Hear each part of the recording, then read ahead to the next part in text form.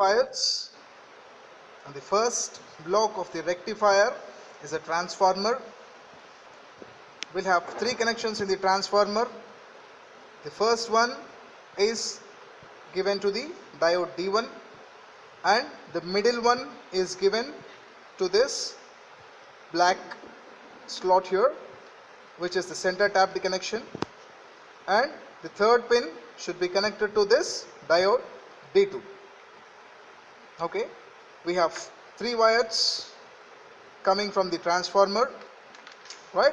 The first wire should be connected to this, the middle one should be connected here, and the third one should be connected to diode D2. These two are diode D1 and diode D2, and this is the center tapped connection that should be given to the middle wire of the transformer.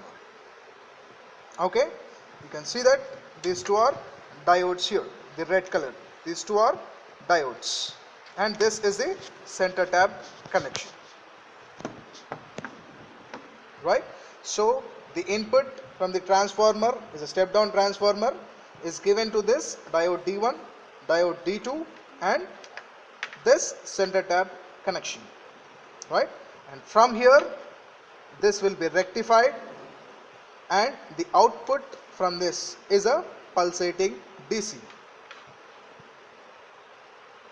This is inductor filter, and this is the switch for this inductor filter. This is the on, and this is the off for the inductor. These two switches are for capacitors, right? So this is capacitor, and this is the capacitor C2, that means a C1 and C2. Okay, and these two are the switches for capacitor, right? This will be in the other way. This is on and this is off for the capacitor. Same for this also, this is on and this is off. Okay, and this slot is for ammeter. Take a multimeter, positive should be connected here and negative should be connected here. And this is the place where we have a load resistance. You can see the last one is a load resistance. So this is the place where we have load resistance. So the voltmeter is taken, and the positive should be connected here and negative should be connected here, and these two are the ammeter connections, and these two are the voltmeter connections.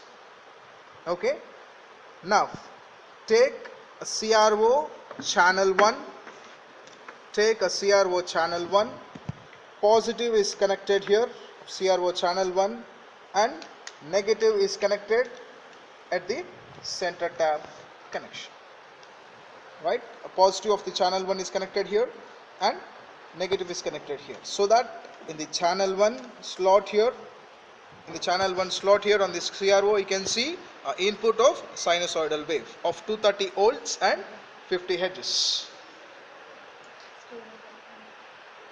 Okay, next take a wire from the channel 2,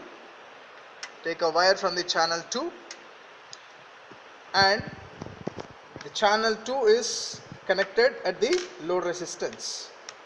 Positive is connected here and negative is connected here. Okay, so that you can see the pulsating DC in the channel 2, right? So keep this in dual mode. You can see that this is the button for that. On the top you can see it's mono here, and at the bottom you can see it's dual here, right? If this is pressed, it means that this is in dual mode. If this is released, it means that this is in mono. It means that only single channel can be seen here, right? If this is pressed, you can see both the channels at a time. That is the input channel, the rectified output channel. The input is a sine wave, the output is a pulsating DC. As we know that we need a pure DC, but the output here which we got without these filters is a pulsating DC. So what we have to do is, the first switch on this, and you can see the output is rectified, more filtered, and this is the output only with the inductor filter. Next we have to see the output with the capacitor filter. So switch off this and on this, you can see the appropriate output with the capacitor filter. Next, C with L section filter. That means that one inductor and one capacitor. This is on and this is also on. You can see the output there. The next is a pi section filter. It means that on this and also on the third capacitor. So all the three filters were on now. You can see a pure form of DC. You can see a pure form of DC here on the screen. A straight line. Almost a straight line. Okay. Along with this, you have to calculate the ripple factor. Along with this, you have to calculate the ripple factor. Right? That is, you have to take the IAC and IDC from here, VAC and VDC from here. In the multimeter, you have both the provisions AC and DC. You can take that at a time, right? First, you have to take the IAC, IDC, VAC and VDC without any filters. So switch off all the filters, take what is IDC and IAC from here, what is VDC and VAC from here. As I told that, ammeter is already connected here and voltmeter is already connected here. Okay, so from that you can take without filters all the four readings.